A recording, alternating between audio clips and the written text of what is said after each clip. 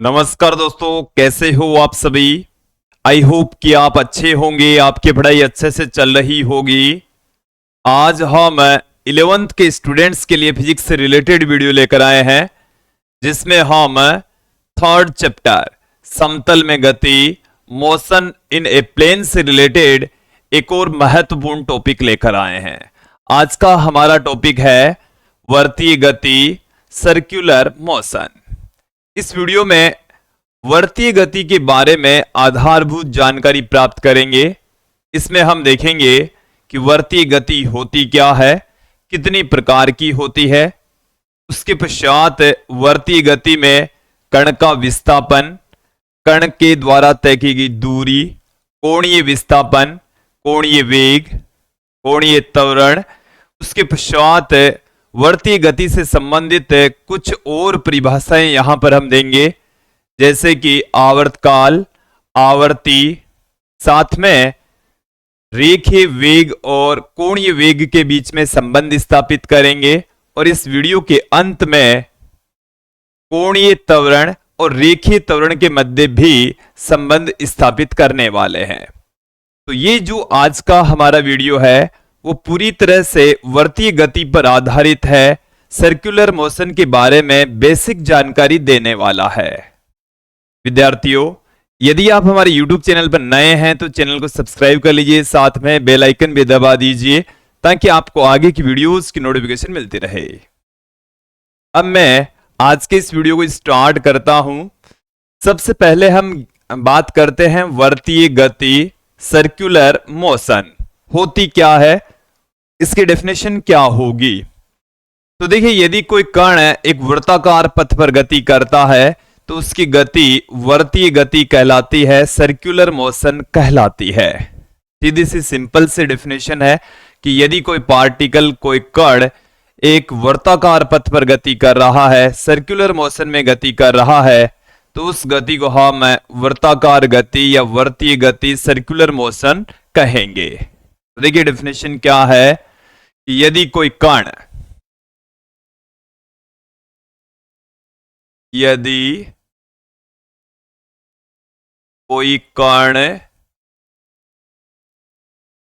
वर्ताकार पथ पर गति करता है, वर्ताकार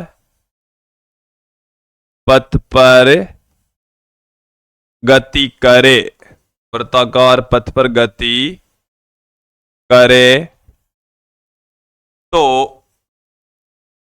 उस कण की गति को, उस कण की गति को वर्तीय गति कहते हैं। वर्तीय गति, वर्तीय गति कहते हैं।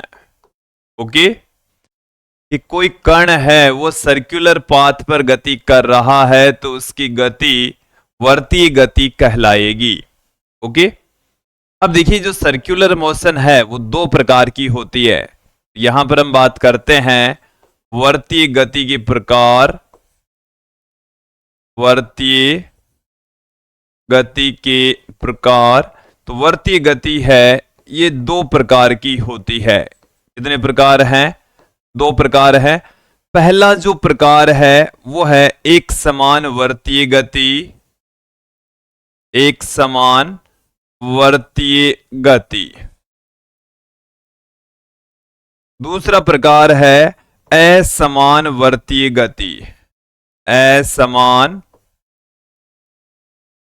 वर्तीय गति। देखिए, इनको आप देखेंगे, समझेंगे। एक समान वर्तीय गति क्या होगी? कण है वो सर्कुलर पाथ पर गति कर रहा है और वो यदि नियत चाल से गति कर रहा है तो उस गति को हम एक समान वर्तीय गति कहेंगे। और यदि चाल समय के साथ में बदल रही है या हम कह सकते हैं परिवर्तित चाल से गति कर रहा है तो उस गति को हम असमान वर्तीय गति कहेंगे। इसमें कण की चाल क्या रहेगी? कण की चाल एक समान, कण की चाल क्या रहेगी? एक समान रहेगी, एक समान चाल से कण चलता है तो उस गति को हम एक समानवर्तीय गति कहेंगे।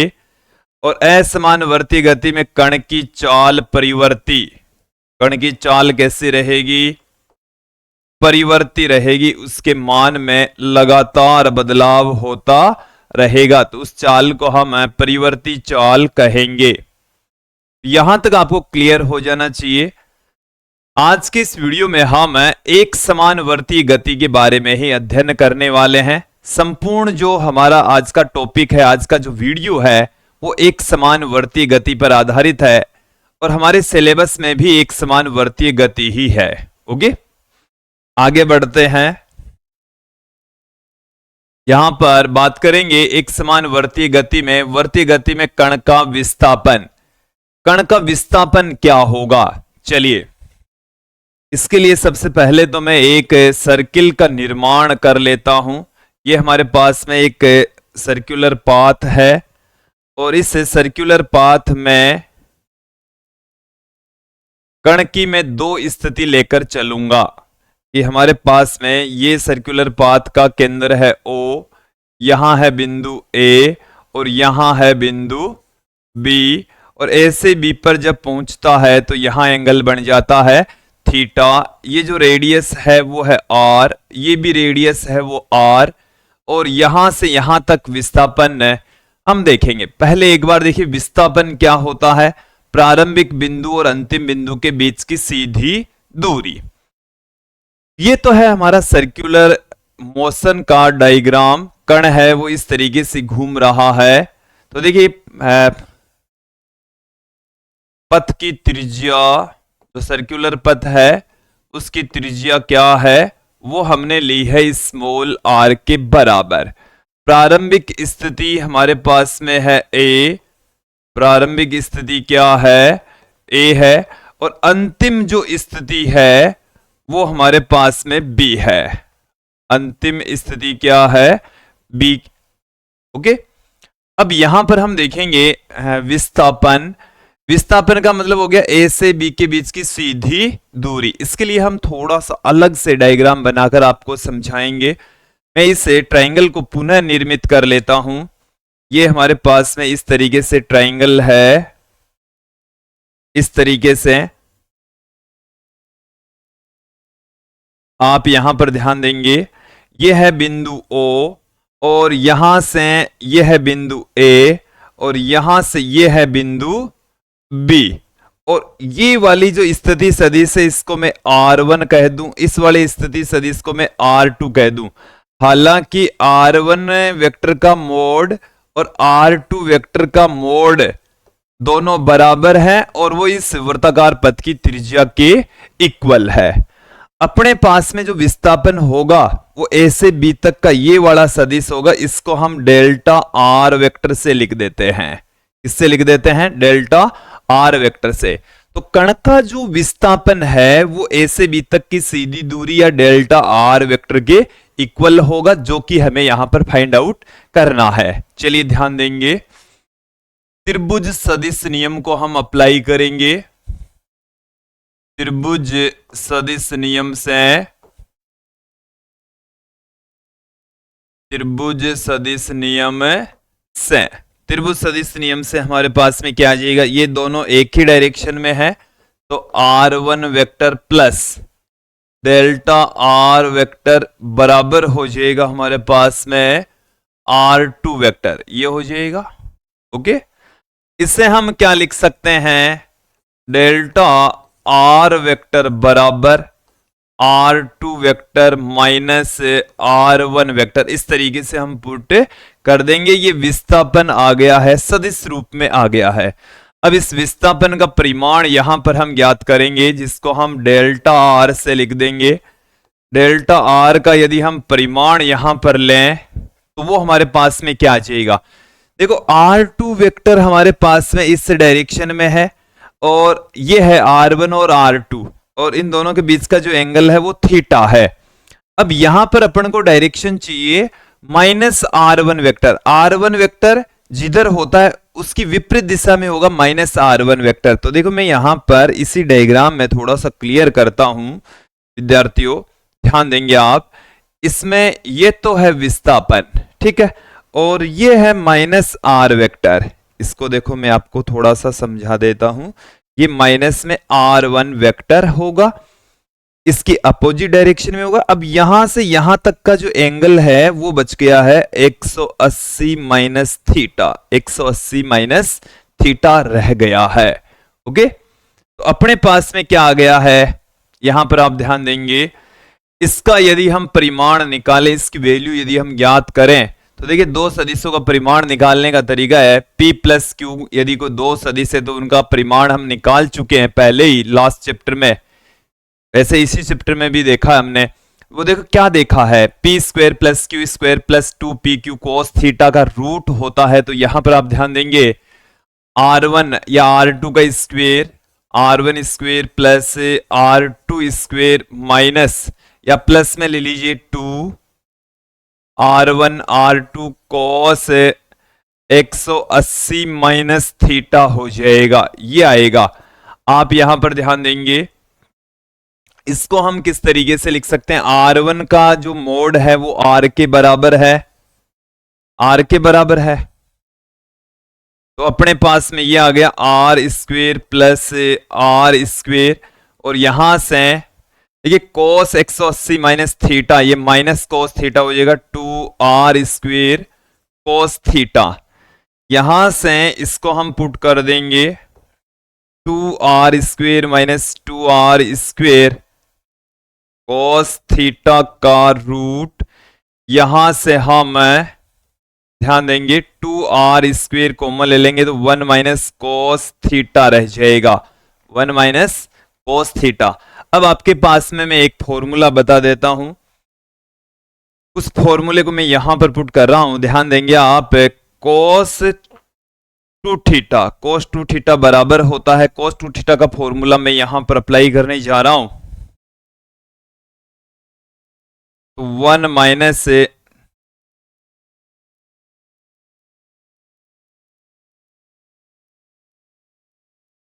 2 cos स्क्वेयर थीटा माइनस 1 होता है। यहां से आप देख लीजिए 1 माइनस cos थीटा चाहिए अपन को, क्या चाहिए, 1 माइनस cos थीटा।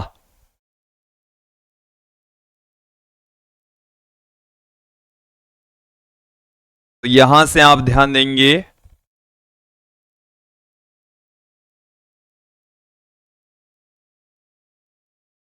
देखिए इसमें थोड़ा सा अपन को ये देखना होगा, ये जो हम वैल्यू फाइंड आउट कर रहे थे, तो इस स्थिति के अंदर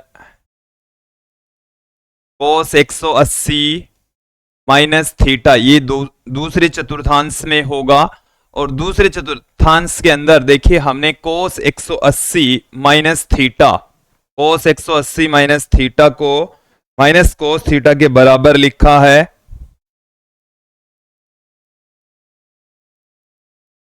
देखिए यहां से ये वाला फॉर्मूला न लगकर, ये जो cos स्क्वायर वाला फॉर्मूला नहीं लगेगा, एक और त्रिकोणमितीय रिलेशन होता है उसको हम यहां पर अप्लाई करेंगे। क्या रिलेशन होता है, 1 माइनस 2 साइन स्क्वायर थीटा, क्या होगा 1 माइनस 2 साइन स्क्वायर थीटा। तो यहां से अपने पास में 2 साइन स्क्वायर थीटा बराबर 1 माइनस cos 2 थीटा रह जाएगा। तो इस वाले फॉर्मूले को हम अप्लाई करेंगे, दोनों होते हैं वैसे, बट वो वाला फिट नहीं बैठ रहा, तो इसको हम फिट बैठाएंगे। तो यहां से अपने पास में क्या आ जाएगा, डेल्टा आर बराबर 2r square into 2 cos square theta by 2 आ जाएगा। देखो यहां पर थीटा के स्थान पर क्या आ जाएगा, थीटा बाई 2। देखो यहां पर जो फॉर्मूला है इसमें क्या है, 2 थीटा होता है तब यहां थीटा होता है, यहां यदि थीटा है तो यहां थीटा बाई 2 हो जाएगा, यहां थीटा बाई 2 हमने कर दिया। देखो फिर से मेरे पास में क्या है कि ये कोस वाला ही रहता है दिमाग में बहुत सी बार, वापस कोस वाला लिख दिया। यहां पर आएगा क्या, एक्चुअल में साइन वाला आएगा, 1 माइनस cos 2 थीटा की जगह हम क्या लिख सकते हैं, 2 साइन स्क्वायर थीटा। तो यहां 1 माइनस cos थीटा है जिसकी जगह हम 2 साइन स्क्वायर थीटा बाई 2 लिख देंगे, 2 साइन स्क्वायर थीटा बाई 2। क्या आ जाएगा अपने पास में, इसका अंडूड करेंगे तो 2 और 2 का अंडूड क्या आ गया 2, आर स्क्वेयर का अंडूड क्या आ गया आर, साइन स्क्वेयर थीटा बाई 2 तो साइन थीटा बाई 2 ये आ गया अपने पास में। डेल्टा आर की वैल्यू आ गई है 2r sine theta by 2। Okay, अब हम ये हमारे पास में आ चुका है विस्थापन, कण का विस्थापन। ये कोणीय विस्थापन नहीं आया है, प्रारंभिक और अंतिम बिंदु के बीच की सीधी दूरी आई है। आप थीटा का मान यहां पर रखते जाएंगे तो अपने पास में विस्थापन आता चला जाएगा। सीधा सा सिंपल सा तरीका, इसमें थीटा की वैल्यू पुट करते जाओ, विस्थापन आता जाएगा, कण प्रारंभिक और अंतिम स्थिति के बीच की सीधी दूरी प्राप्त हो जाएगी, आर के टर्म्स में प्राप्त हो जाएगी। अब यहां पर हम बात करेंगे वर्तीय गति में कण द्वारा तय दूरी। अभी हमने निकाला कण द्वारा तय विस्थापन, अब हम निकालेंगे कण द्वारा तय दूरी। एक बार उसी डायग्राम को मैं पुनः निर्मित कर लेता हूं।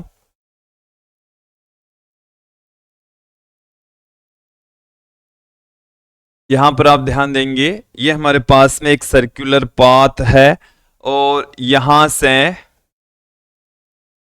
इस तरीके से आप ध्यान देंगे, ये बिंदु O है, ये A है, ये B है, ये एंगल थीटा है, ये R है, ये R है, यहां से यहां तक की जो डिस्टेंस है वो S है। कितनी है S। अब अपन को निकालना है A से B तक की ये वाली डिस्टेंस निकालनी है, दूरी तो यही होगी, जिस पथ पर ये चल रहा है उसकी दूरी ये है, S के बराबर है, किसके इक्वल है, S के तुल्य है, S के इक्वल है। तो क्या आ जाएगी हमारे पास में, देखिए कि वर्तीय गति में कण द्वारा तय दूरी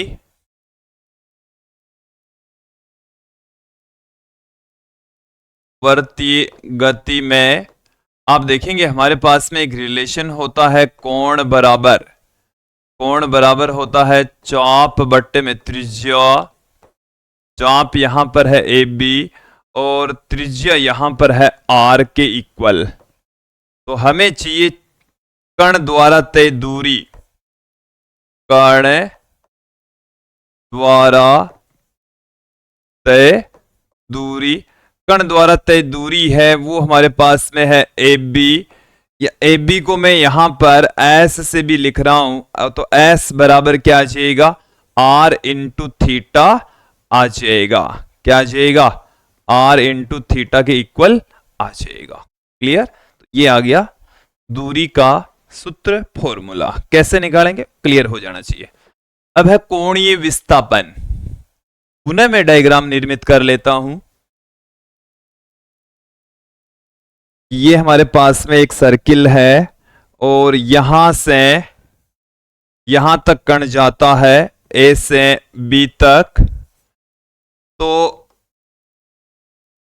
इस वर्ताकार पथ के केंद्र पर अंतरित जो कोण है वो है थीटा।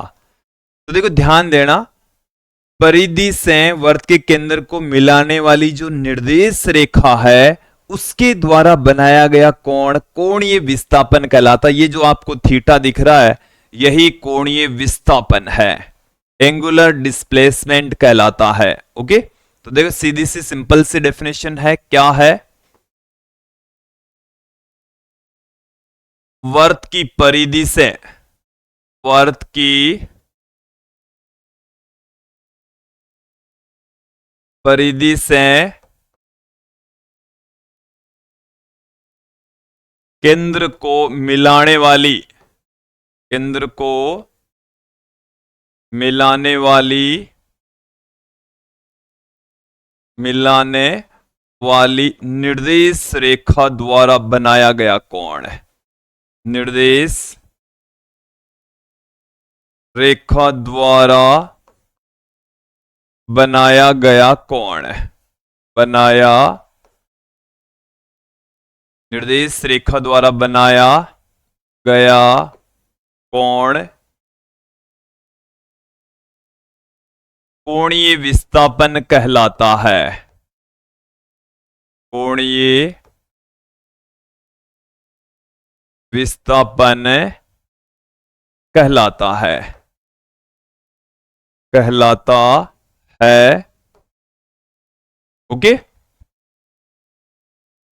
तो ये जो एंगल आपको दिखाई दे रहा है यही है कोणीय विस्थापन। अब इसके बारे में थोड़ी सी जानकारी ले लेते हैं। देखो यह एक सदिश राशि है। पहली बात तो क्या है, यह सदिश राशि है और सदिश भी हमने दो प्रकार के पढ़े हैं, उनमें से ये अक्षीय सदिश है। ये कैसी राशि है, अक्षीय सदिश है। घूर्णन अक्ष की दिशा में इसकी डायरेक्शन होती है। दाहिने हाथ के अंगूठे के नियम की सहायता से इसकी डायरेक्शन ज्ञात कर लेंगे। यदि कण ए से बी की ओर जा रहा है, इस डायरेक्शन में जा रहा है, मेरी अंगुलियों की डायरेक्शन में जा रहा है, तो अंगूठे की डायरेक्शन में इस कोणीय विस्थापन की डायरेक्शन को लेते हैं। फिर हम यहां पर बात करते हैं थीटा का मात्रक। तो देखिए विद्यार्थियों, थीटा जो कोण है उसके मात्रक के समान ही होगा। कोण का मात्रक होता है रेडियन। कोण का मात्रक क्या होता है, रेडियन, तो इसका मात्रक रेडियन होता है। साथ में बात करते हैं थीटा की विमा।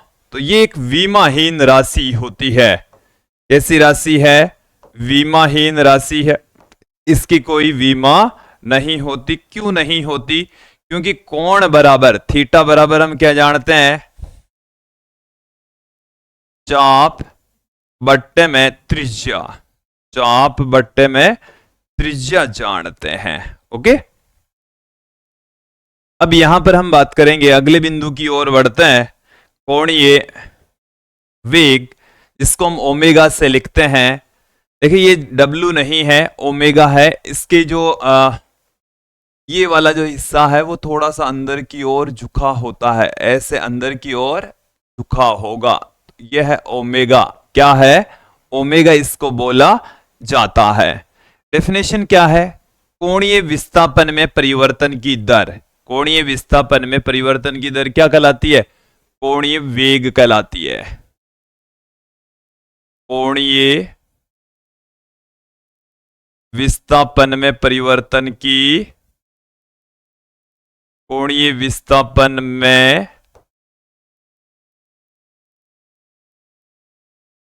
परिवर्तन की दर कोणीय वेग कहलाती है। कोणीय वेग कहलाती है। कोणीय वेग को हम ओमेगा से रिप्रेजेंट करते हैं। देखिए इसको हम किस तरीके से लिख सकते हैं, आप ध्यान देंगे।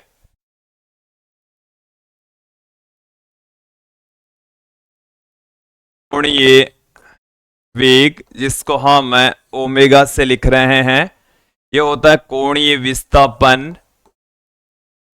कोणीय विस्थापन, कोणीय विस्थापन बटा उस विस्थापन में लगा समय। उस विस्थापन में लगा समय। तो देखिए विद्यार्थियों, ओमेगा बराबर थीटा अपॉन टी बहुत सारी जगह हम यूज में लेंगे और बहुत सारी जगह हम थीटा के स्थान पर ओमेगा टी भी पुट करेंगे।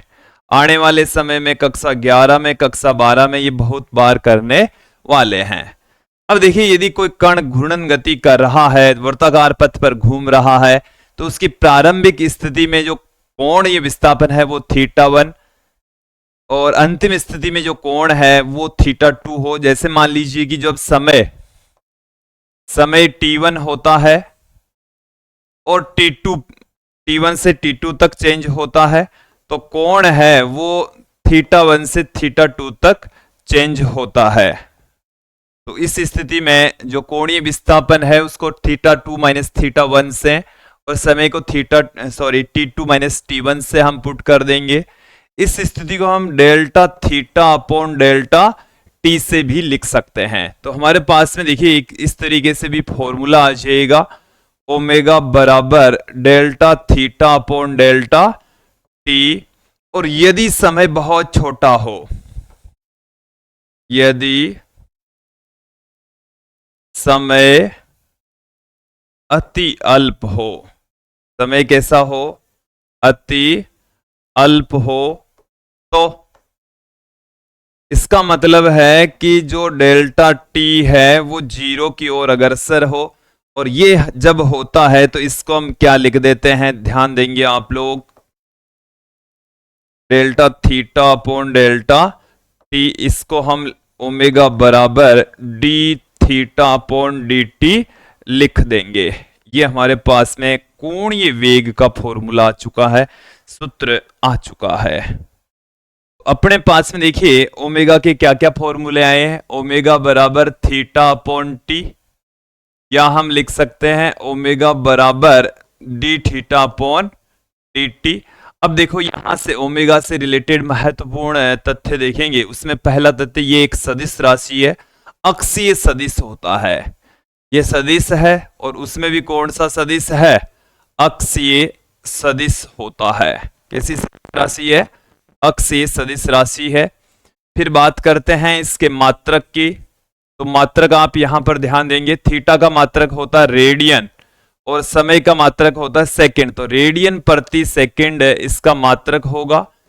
फिर बात करते हैं इसकी विमा की, तो थीटा तो विमाहीन राशि होती, तो m0 l0 t माइनस 1 आ जाएगा।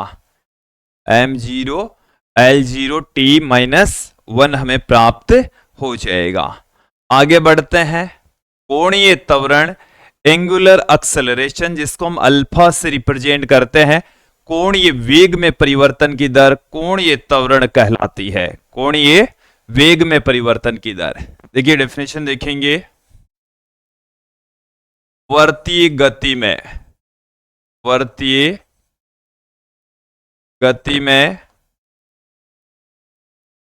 कोणीय वेग में परिवर्तन की दर, कोणीय वेग में परिवर्तन की दर, परिवर्तन की दर कोणीय त्वरण कहलाती है। कोणीय त्वरण कहलाती है, कोणीय त्वरण कहलाती है।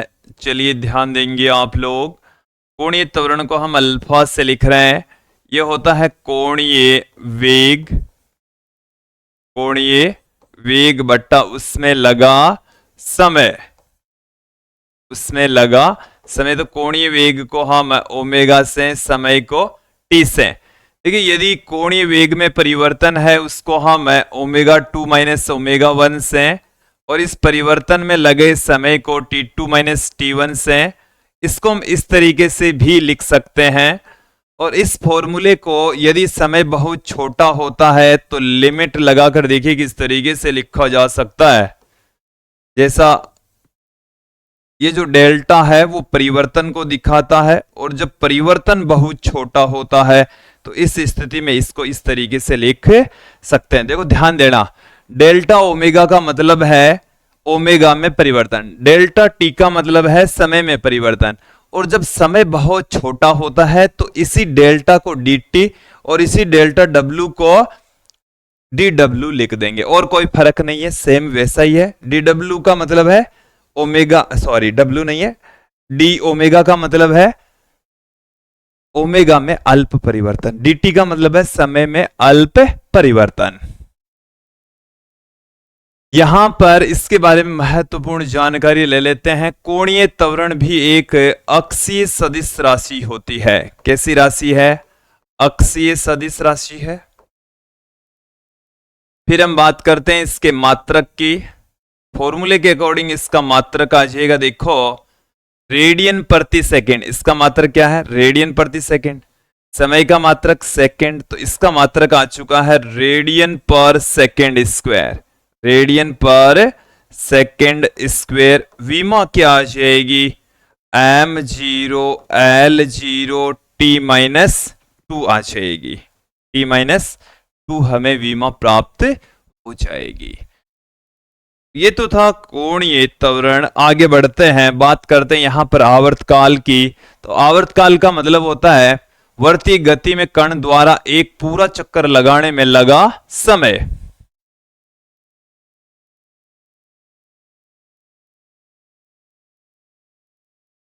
ये जैसे हमारे पास में एक सर्कुलर पाथ है, कोई कण है वो पूरा चक्कर यहां से स्टार्ट करता है बिंदु ए से, चक्कर लगाता हुआ यदि वापस बिंदु ए पर पहुंच जाता तो उसमें लगा जो समय होता उसको हम आवर्तकाल कहते हैं। क्या कहेंगे? आवर्तकाल कहा जाएगा। तो वर्तीय गति में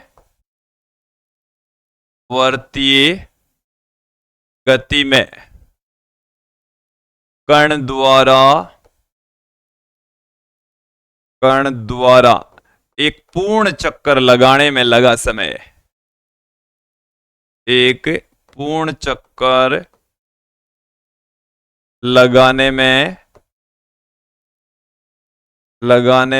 लगा समय आवर्तकाल कहलाता है। लगा समय क्या कहलाता है?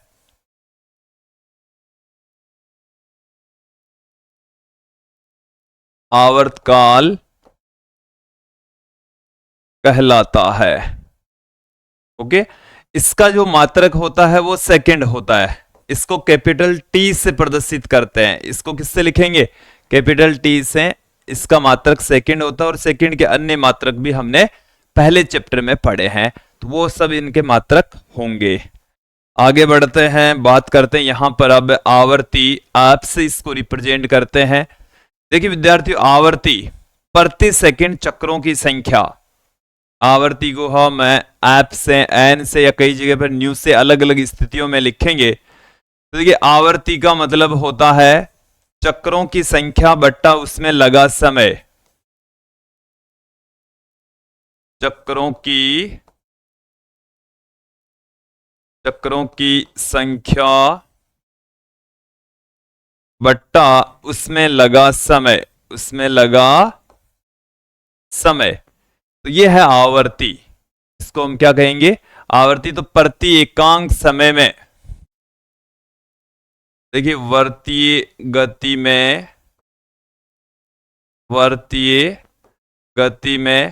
प्रति एकांक समय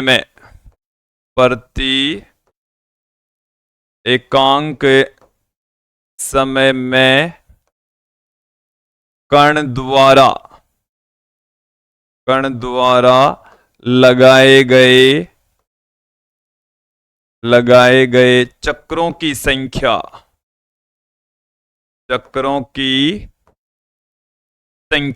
आवर्ती कहलाती है। चक्रों की संख्या आवर्ती कहलाती है। इसको हम ऐप से प्रदर्शित करते हैं। अब देखिए यहां पर यदि चक्रों की संख्या हम एक ले लें तो उसमें लगा जो समय होता है वो टी होता है। तो एक रिलेशन आ गया हमारे पास में आवर्ती तथा आवर्तकाल के मध्य। आवर्ती बराबर होता है 1 बट्टा आवर्तकाल। आवर्ती बराबर क्या होता है? 1 बट्टे में आवर्तकाल से इसको हम रिप्रेजेंट करते हैं। ठीक है, अब एक और रिलेशन मैं आपको बताता हूं, कोणीय आवर्ती और रेखीय आवर्ती के बीच में क्या संबंध होता है। यहां पर आप ध्यान देंगे, देखिए ओमेगा है कोणीय आवर्ती भी इसको बोलते हैं, कोणीय वेग भी इसको कहा जाता है। ये होता थीटा अपॉन में टी। थीटा बराबर यदि मैं ले लेता हूं यहां पर पूरा एक चक्कर के लिए तो 2 पाई, तो स्मॉल टी है ये हमारे पास में हो जाएगा कैपिटल टी। स्मॉल टी की वैल्यू किसके इक्वल हो जाएगी? आवर्तकाल के बराबर हो जाएगी। तो ओमेगा बराबर अपने पास में क्या आ गया? 2 पाई अपॉन टी। तो ये आ गया हमारे पास में कोणीय आवर्ती बराबर होता है 2 pi upon T. 2 pi upon T हो गया है। अब देखिए हम एफ बराबर क्या जानते हैं? 1 बट्टा टी। ओमेगा बराबर, तो यहां से 1 बटा टी की जगह हम एफ लिख सकते हैं, तो 2 पाई एफ आ जाएगा। 2 पाई एफ हमें प्राप्त हो जाएगा। तो ये कोणीय आवर्ती बराबर आ गया है 2 पाई एफ। एफ जो कि रेखीय आवर्ती, ओमेगा कोणीय आवर्ती, दोनों के बीच में क्या रिलेशन होता है मैंने क्लियर कर दिया है। यहां पर आवर्तकाल और कोणीय आवर्ती के बीच में संबंध स्थापित कर दिया है। ओके, अब यहां पर हम 2 रिलेशन और देखने वाले हैं। पहला जो रिलेशन है वो हमारे पास में है रेखीय वेग v व कोणीय वेग ओमेगा में संबंध। तो देखिए हम सर्कुलर मोशन के अंदर क्या जानते हैं, एक डायग्राम के जरिए आपको थोड़ा सा समझाने का प्रयास करूंगा। कण है वो बिंदु ए पर है, अल्प समय बाद में वो कहां पहुंच गया, बी पर। एंगल बनता है थीटा, ये ओ है, ये आर है, और यहां से यहां तक इसके द्वारा तय की गई दूरी एस है। तो देखो क्या हो जाएगा, थीटा बराबर, कोण बराबर हम जानते हैं चाप बट्टे में त्रिज्या, चाप एस और त्रिज्या आर, ये होता है कोण बराबर चाप बट्टे में त्रिज्या। अब इसको हम क्या करें, डिफरेंशिएट कर दें। डिफरेंशिएट करेंगे तो क्या आ जाएगा, D theta upon D T बराबर D by D T S upon में R. D theta by D T, D theta by D T बराबर 1/r, क्योंकि आर है वो पूरी गति के दौरान, मतलब ये तो त्रिज्या है और त्रिज्या चेंज नहीं होनी, त्रिज्या चेंज नहीं होनी तो ds बाई डी टी रह गया। और देखिए ये ds का मतलब है s में अल्प परिवर्तन, s में अल्प परिवर्तन होगा तो ये सीधा विस्थापन को बताएगा। क्या बताएगा, कण के विस्थापन को, ये कोणीय विस्थापन को, ये विस्थापन को। और कोणीय विस्थापन में परिवर्तन की जो दर होती है वो तो होती है ओमेगा, और रेखीय विस्थापन में परिवर्तन की दर होती है वो होती है v। तो यहां आ गया ओमेगा बराबर v बट्टे में r, v बराबर ओमेगा r। एक महत्वपूर्ण रिलेशन आ चुका है, relation between linear velocity and angular velocity, v बराबर ओमेगा r। अब हमारे पास में रिलेशन है रेखीय त्वरण a और अल्फा के बीच में। चलिए इसको भी स्थापित करते हैं। v बराबर अभी अभी हमारे पास में आया है ओमेगा r, समाकलन अवकलन करने पर इसका हम क्या कर दे,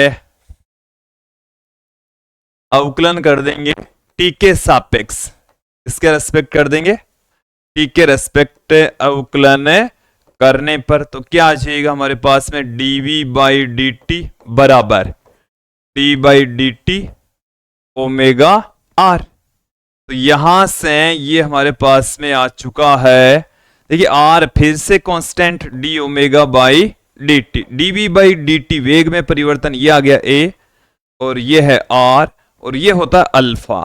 तो a बराबर आ चुका है अल्फा r, a बराबर क्या आ चुका है, अल्फा r हमें प्राप्त हो चुका है। ठीक है, यहां पर जो रिलेशन हमने लिए हैं a बराबर dv by D T, a बराबर dv बाई डी टी और d omega by D T की जगह हमने लिखा है alpha, d omega by D T की जगह हमने क्या लिखा है, अल्फा लिखा है। ओके, तो ये रिलेशन आ गया है लीनियर एक्सेलरेशन और एंगुलर एक्सेलरेशन के बीच में। ठीक है, तो विद्यार्थियों ये थे कुछ रिलेशन, सर्कुलर मोशन से रिलेटेड कुछ डेफिनेशंस, फॉर्मूलेस और परिभाषाएं। आज के इस वीडियो में इतना ही।